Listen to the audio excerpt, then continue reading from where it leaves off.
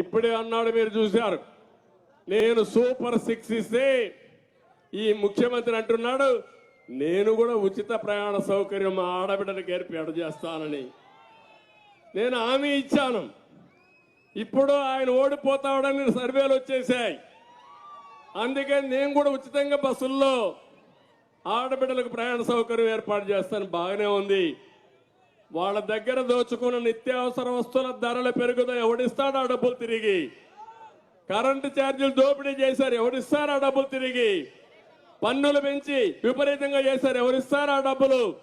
ఇసుకలో దందా చేశావు, ఆ డబ్బులు తిరిగి ఎవరిస్తారు? మద్యాన్ని అమ్ముకొని వాళ్ళ జీవితాలు నాశనం చేశావు. ఇవన్నీ క్షమించరాని నేరాలని చెప్పి కూడా నేను మీకు తెలియజేస్తున్నా. అందుకే నేను ఒక మాట అన్నాను, మార్చవలసింది ఎమ్మెల్యేలు కాదు, మార్చవలసింది ఎవరిని?